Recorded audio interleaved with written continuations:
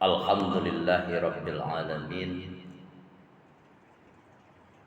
Alhamdulillahilladzi qad a'ta'na ni'matan wa hidayatan hatta nastati'a wa an najtami'a fi hadzal makanil mubarak. Thumma saniyan salatan wa salaman ala Rasulillahi sallallahu alaihi wasallam. Allahumma salli ala sayyidina Muhammad wa ala ali sayyidina Muhammad. Ma'asyiral muslimin, faya ayyuhal hadirun wal hadirat jamaah ba'da maghrib qabla isya yang dirahmati Allah. Fasma'u qala Allah Ta'ala fil Qur'anil Karim. A'udzu billahi minasy syaithanir rajim. Bismillahirrahmanirrahim. La yukallifullahu nafsan illa wus'aha, laha ma kasabat wa 'alaiha maktasabat. Sadaqallahul azim. Puji, puja, syukur kehadirat Allah Subhanahu wa ta'ala yang senantiasa melimpahkan rahmat serta karunia-Nya kepada kita semua. Alhamdulillah Bapak Ibu, berkat itu semua kita dapat melangkahkan kaki. Jadi datang Bapak Ibu dari rumah, dari bermacam arah, dari bermacam penjuru. Salah satu bentuk tanda rasa syukur kita, Pak. Karena di satu sisi kita mungkin ingat, kita sadari tidak semua apa yang kita rasakan hari ini dapat dilaksanakan, dirasakan oleh saudara kita. Betul lah, Pak? Ini tidak sadonya orang yang bisa merasa apa nak kita kerjakan hari ini. Ini kajian hikmah likulli syai'in bil hikmah. Anta nanti dan sanak kita yang terbaring di bangsal rumah sakit itu ingin pergi sembahyang Jumat. Saudara kita di Palestina itu yang selalu dihantam bermacam bom nuklir itu ingin dia hidup seperti kita ini. Nah, makanya perlu sekali kita bersyukur. Jadi makam syukur ini Bunda bisa kita laksanakan Pak selagi hayataka qabla mautika. Ibu-ibu bisa bersyukur itu kita selagi hidup ini. Nanti kalau lah mati ibu jangan datang masjid deh. Lari orang dari jemaah sudah. Ya Pak. Jadi syukur itu adalah makamnya selagi kita bisa masih menghirup udara segar di atas permukaan bumi ini. Terus gimana kalau kami sakit Pak Ustadz? Gimana kami bersyukuri? Kuncinya ada sebagaimana yang disampaikan Allah dalam firman-Nya, alladzina idza asabathum musibah. Itu sakit itu kan bagian dari musibah. Ketika dia mengaku orang beriman, seorang muslim, dia anggap itu adalah musibah, ujian, cobaan. Bukankah kita setiap individu insan yang kamilan itu naik grafiknya karena melalui ujian? Ya Pak? Anak SD bisa dia pindah ke SMP itu karena ujian. Anak SMP bisa pindah ke SMA karena ujian. Jadi terkadang kita mungkin al-afu bukan dalam rangka mengajar, tapi dalam rangka mau ulang-ulang kaji namanya kebo je bapak. Cek tua orang tua apa sah kaji karena pasal jalan karena tampuh apa kaji karena dek ulang.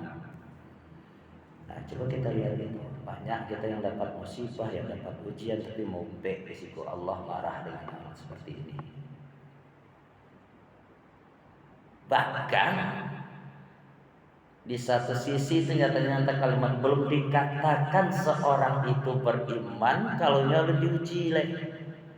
Jadi Pak Ustadz kemari pun diuji juga. Yang penting belajar kita selalu untuk bersemangat berubudiyah kepada Allah, menghidupkan 5 waktu ini Bu Bapak. Nah ini baru dalam rangka syukur. Oh ya ini mohon maaf Ibu nila masuk sampai ke dalam tema haji kita hari ini. Sebenarnya hari ini saya sebagai pengganti Pak. Titip salam dari Ustaz Kari, tadi beliau tidak bisa hadir karena beliau adakan perjalanan ke Batam. Daripada ada PTK kosongnya, makanya saya diutus ke sini. Jadi kalau saya ada penyampaiannya kurang pas ya maklum ya Bu ya Pak. Sopir satu itu nak kesambung sopir dua Pak.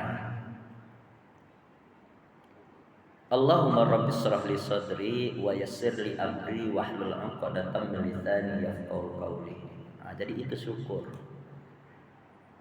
Bahkan dalam kehidupan sehari-hari lampa bana paridawa memang tugas kita untuk nyari. Nah, itu Allah nyata-nyata sebelum ayat yang kita bacakan tadi itu.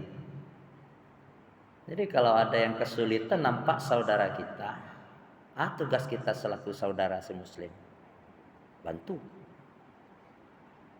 Mungkin hari ini roda kita masih di atas, tapi belum tahu untuk ke depannya. Pokoknya tidak ada celah bagi seorang mukmin sejati untuk mencari sebuah perkataan yang tidak sedap dalam rangka apa nama bahasa lainnya itu memburukkan Allah. Tidak ada celah-celah untuk dia. Dia rajin juga rajin juga tapi tidak yang payah dimakan. Allah sendiri katakan wala nabluwannakum bisyai'in minal khaufi wal ju'. Khauf asal kata khaufa yakhifu, takut. Wal ju' ja'a yaji'u, lapar. Jadi kalau nampak saudara seperti yang saya sampaikan tadi, nampak saudara kita kelaparan, bantu yang pertama sekali tugas kita. Tidak satu orisinal ayah nasib tadi. Apalagi untuk mengecek serupa itu tidak ada hak kita di situ. Tugas kita yang pertama bantu sebisa kita. Ibu dan Bapak hadirin yang dirahmati Allah, pada hakikatnya apapun bentuk harta yang kita miliki, pemberian, pengorbanan, pertolongan yang kita berikan di jalan Allah, membantu saudara itu kan di jalan Allah, itu berupa uang yang kita berikan. Hakikatnya sama, kita nabung. Pak suka sedekah, jangan pakai cen habis Pak. Ibu suka berinfak, suka beragih, memberikan kepada orang-orang yang tertentu pada diri kita yang kita sukai. Jangan dianggap berkurang. Logikanya gini, di rumah kita masing-masing punya sumur ya Pak ya. Sumur kan dokter. Coba Bunda perhatikan, Ibu dan Bapak perhatikan, itu sumur. Walaupun sumur itu airnya bagus, tapi tidak pernah diambil. Tidak diambil air semua tadi dong. Sewaktu-waktu kita ambil, kira-kira bagaimana rasanya air sumur. Nah, seperti itulah gambaran orang yang suka berinfak, bersedekah, memberikan sesuatu pengorbanan di jalan Allah Subhanahu wa taala. Kalau kita ambil air sumur tadi itu jadi ayo. Terkadang ada nak kumuh tangke ya DMB itu cara alamu ya. terkurasi. Tapi kalau nak diambil, bara banyak bakteri yang tunggu di dalam. Seperti itulah kira-kira harta benda yang kita miliki yang tidak pernah kita keluarkan infak. Jadi kalau gitu Pak Ustaz, korban gimana? Termasuk korban. Apalagi ini korban Pak. Ini korban adalah suatu hal yang spesial yang baru 2 minggu yang lewat ya lebih kurang kita peringati ya Pak. Apalagi korban. Bahkan korban ini menjadi sebuah kendaraan kita di yaumul mahsyar nanti.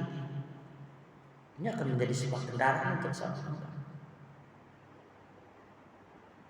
Yang tidak mempercayai tentang hal itu, tunggu aja kalimat Allah berikutnya. Bahkan suruhan Allah begitu tegas kalau kita merujuk ke peristiwa tentang korban ya Pak ya. Apa kata Allah di dalam firman-Nya? Kalau kita merujuk dari tafsiran bahasa Allah melalui firman-Nya, Inna a'tainakal kautsar. Allah yakinkan selamat Tuhan kepada hamba-Nya. Banyak dikasih nikmat. Sudah banyak dikasih nikmat. Mungkin ada di antara kita mungkin bingung juga baca caranya untuk mengendalikan nikmat, baca kerja nikmat, caranya untuk berkorban, untuk kehidupan sehari aja susah. Kan gitu logikanya. Itu kan pemikiran kita, tapi Allah enggak. Makanya di dalam surat Ar-Rahman, kita ngajak kepada bapak dan ibu nanti di sela-sela waktu kita yang kosong. Kita tahu zaman sekarang super sibuk ya. Kita ini dipicu dengan bermacam aktivitas, bermacam kegiatan, bermacam karaju. Saya mau sibuk Allah. Tapi sungguh pun begitu, kata ngajak. Saya mengajak, kita himbau kepada kaum muslimin, sesibuk apapun kita, ado beko segetek sela-sela waktu kita yang kosong, coba buka surat Rahman. Indah sekali bahasa Allah benda. Lebih dari 30 kali kalimat itu yang diulang-ulang oleh Allah. Fa bi ayyi ala'i rabbikuma tukalliman. Lebih 30 macam lalu. Nikmat Allah yang mayan kita dutuan naik. Kalau dikatakan gitu kok yang susah kita kalau mau menceritakan dalam pelajaran sejarah banyak yang lebih susah daripada kita. Nah ini tentang peristiwa masalah nikmat yang diberikan oleh Allah kepada hamba-Nya. Kemudian kembali kepada firman Allah yang tadi surat Kautsar tadi. Setelah Allah meyakinkan hamba-Nya, lah banyak deh nikmat ya Pak nah. Lah banyak. Kalimat Allah berikutnya. Apa yang dikatakan Allah berikutnya? Fasalli. Allah suruh kita salat. Kita tahu kaum muslimin rahimakumullah, untuk masalah ibadah salat itu tidak ada ampunnya bagi kita seorang hamba untuk tidak melaksanakan. Kecuali kaum Hawa yang memiliki keterbatasan. Kaum Adam tidak ada cerita Pak. Oh mau dalam perjalanan kita ibadah salat tetap. Wamu paniang Pak Ustaz tetap. Amu musafir Pak Ustaz tetap. Kalau kita musafir pakai sistem musafir. Kita salat Pak ya. Seorang hamba yang mengaku iman kepada Allah, iman kepada malaikat, iman kepada rukun 6 yang 6 tuh barometernya salat ini Pak. Barometernya salat. Saya sakit Pak Ustaz. Di dalam Islam itu ada rukhsah namanya. Dalam kajian usul fiqh. Tidak bisa kita berdiri. Kita duduk. Tidak bisa duduk. Kita tidur miring, terlentang. Terakhir tidak bisa juga isyarat. Oh, badan tidak bisa kena air wudu, ada dengan sistem cara tayamum. Nah, kan banyak keringanan, tinggal sama kita lagi. Saking wajibnya ibadah sholat bapak kaum muslimin. Nah, jadi mohon maaf bapak ibu kalau kita yang hadir semua ini, kakek daripada cucunya, nenek daripada cucunya, bapak daripada anaknya. Kalau masih ada, mohon maaf banget. Kalau masih ada anak-anak kita yang sudah besar, sudah jauh sholat dari lalu di bawah rumah wakil-kilo bawa jadi itu. Mohon maaf. Ini tegas kita sampaikan. Kalau tidak kita sampaikan, ini suatu saat akan berkaitan ya Pak. Husni. Nama saya Husni Pak. Kata malaikat nanti dalam kubur. Kamu beri tausiah di Masjid Abrar itu. Iya, apa yang mau disampaikan? Semuanya diminta pertanggungjawaban. Nah, kalau sudah saya sampaikan bapak-bapaknya masih ada anaknya yang tidak sholat tidur bawah rumah. Kata Allah apa dalam surat? Disampaikan orang yang tidak sholat itu disebut sebagai pendusta. Melalaikan saja dulu baru disebut sebagai pendusta. Nabi apa katanya? Orang yang tidak sholat itu apa? Peruntuk agama. Orang yang tidak sholat sebagai peruntuk agama. Pak Ibu mungkin dalam muarna secara logika aku saji aku kalau ada. Jangankan barang-barang yang berharga, satu kaca ini kalau datang orang mau menghancurkan satu pasti kita marah. Nah, ini ada, mohon maaf ini tidak bermaksud untuk menyebut suatu objek enggak, apa? Mengatakan sunat muakkadah yang lebih dititik beratkan sama saja. Apa dasarnya ini? Nah, ya lihat hadis nanti. Suatu ketika baginda Rasulullah bersabda, man lahu sa'atun, kata Nabi, falam yudhi, belum juga dia berkorban, fala yaqrabanna musallana. Artinya apa itu? Siapa yang sudah memiliki kesanggupan, kesempatan, ya nak, tapi belum juga berkorban, fala yaqrabanna, alun juga berkorban, maka jangan dekati masalah kami, kata Rasul. Nah, kemampuan di sini ibu dan bapak tentu yang akan bisa melaksanakan orang yang ulul albab, orang yang berpikir. Kelebihan kita daripada makhluk Allah yang lain kan dengan berpikir. Kalau udah seperti itu, tinggi fadilahnya orang berkorban, kita harus gigih. Ayat berikutnya apa? Inna syani'aka huwal abtar. Kalau masih samojo tafsir dari mufassir baik.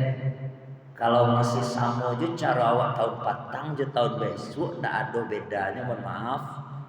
Mohon maaf. Awak lah satu korban tahun petang tahun kini. Biswa ndak yo berarti ndak ada mereka. Fasli inna syani'aka huwal abtar, itulah orang yang terputus. Maksudnya di sini Bapak kaum muslimin rahimakumullah bukan terputus tentang masalah yang lainnya, enggak. Tapi kesempatannya itu yang sudah hilang ketika itu. Rugi dari mencari maghfirah Allah, pahala dari Allah Subhanahu wa taala. Bapak-bapak kaum muslimin hadirin wal hadirat jamaah ba'da maghrib qabla isya yang dirahmati Allah. Itu sebutan korban. Kita kembali ke poin tadi ya Bapak. Tadi kita berbicara tentang Allah memberikan sebuah musibah. Nak sanggup kita gini, kita tetap berjuang, berusaha. Ini sampai jam berapa nih Pak Ustaz? Bisa tahajud ya Pak ya. Nah, sampai situ ada kira-kira mungkin yang mau ditanyakan Ibu dan Bapak. Insya Allah kalau bisa saya jawab. Kalau enggak itu gunanya kita bersama Pak. Di mawak kelengkap sesuatu ya kan. Kita lanjut ya Pak Bu ya. Jadi ketika Allah memberikan ujian kepada hambanya, yang jelas pertama sekali juang, khauf. Jadi jangan mentang-mentang nanti saudara kita yang di negeri luar sana merasai mungkin dek Zionisnya, kita yang kelebihan merasa takut, bahkan dek saking takut lupa memberikan bantuan. Bantuan itu kan tidak berupa materi saja Pak. Paling rendah serendah-rendahnya iman seseorang itu dengan doa. Cobalah di sela-sela kita selesai sholat, angkat tangan, ya Allah, saudara kami tolong lepaskan dari belenggu penjahat-penjahat ini ya Allah. Itu kan bagian dari bantuan. Faktor iman. Dicoba berusaha angkat tangannya. Nggak takut awak ada patorian. Terkadang dengan rasa saking takut yang ada pada diri seorang individu, di situ setan masuk. Cayo Pak Bunda, sabarnanya kita idrik, kita inok manwangan lah. Coba kita renung-renungi, kita lantang, kita lumpuyan. Ada dua tampik nan kapan nan kita akan bergeser kepada lembah yang nistapa. Makam dek setan kau Pak. Setan kau santiang Pak. Terkadang di dalam penyampaian kau kalau mau hati-hati bukan naik pada. Kau kita minta ampun Pak kepada Allah.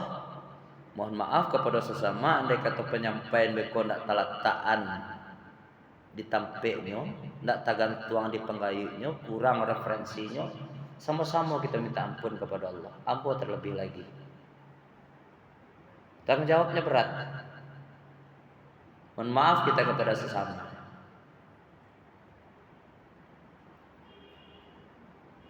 Pertama, setan itu akan masuk kepada seorang hamba ketika hamba itu terlalu happy.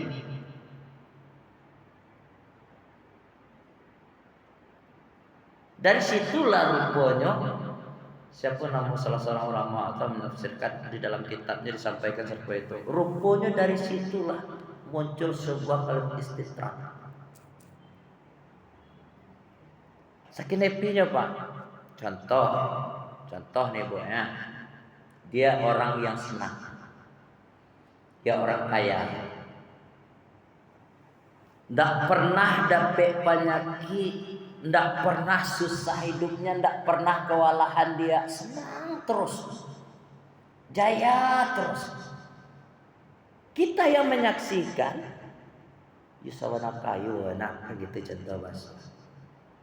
Bapak Ibu tahu kan? Itulah hukuman yang diberikan oleh Allah Subhanahu wa taala yang paling berat kepada hamba tadi. Itulah hukuman. Umur dipanjangkan oleh Allah. Sakit enggak pernah, kekurangan enggak pernah, susah enggak pernah, nyusan nangse, tapi enggak pernah kenal dengan Allah. Nak ado amalan nan ka dibawa tabungan untuk akhirat. Jadi kalau baca itu tentang masalah azab Pak Ibu coba Pak, jangan dikecil kecelakaan atau azab yang paling berat dari Allah dah. Jangan dikecian awak dapat musibah meninggal nak awak berang Allah ke awak, enggak. Justru azab yang paling besar adalah seperti yang kita gambarkan tadi. Tidak kenal dia dengan Allah. Dulu cili itu beda-beda tipis tuh Pak. Beda tipis tuh. Awalnya hanya orang biasa. Perekonomian setengah ke bawah. Keluarga biasa-biasa saja, tapi karena dia rajin taat ibadah diselingi dengan doa usahanya, ekonominya tinggal naik, ekonominya jadi orang kaya. Ketika nyok kayu tadi itu dia tetap ingat Allah, dia tetap seperti biasa ibadahnya, tidak berubah adanya. Allah akan tetap uji, Allah akan tetap uji dia. Nah, ketika ujian itu dapat pada dirinya kayak tidak tuh, ala sukses sudah dulu orang biasa-biasa saja, tapi ibadah tidak pernah tinggal, diuji oleh Allah. Ujian itu yang disebut musibah. Jadi pertama setan itu masuk kepada dalam keadaan situasi happy kepada Allah. Aku butuh filter awak risiko kehati-hatian kita. Yang kedua, setan itu akan masuk kepada seorang hamba yang dalam keadaan melarat. Nah, hati-hati kita gini sih, Nauzubillah. Ibu bapak hadirin wal hadirat jamaah ba'da maghrib qabla isya rahmati Allah. Jadi jangan terlalu diperturutkan kaum muslimin kalau seandainya memang kita dalam keadaan lapar, dalam keadaan takut, jangan kita perturutkan terus. Terkadang ada sesuatu yang tak terjawab oleh akal pikiran Allah, tapi Allah lebih tahu daripada kita. Ya nak bu? Allah lebih tahu daripada kita. Itu yang disebut dengan kajian likulli maqamin maqalun likulli syai'in bil hikmah. Kajian bil hikmah tadi. Kayak gambar Allah di dalam akhir-akhir surat Al-Baqarah yang kita bacakan tadi. La yukallifullahu nafsan illa wus'aha. Berapa yang diberikan Allah kepada kita. Kalau kita mempergunakan akal logika saja untuk memproses ini, percayalah gak bakalan tembus. Tapi butuh iman di sini kaum muslimin rahimakumullah. Bapak, ibu-ibu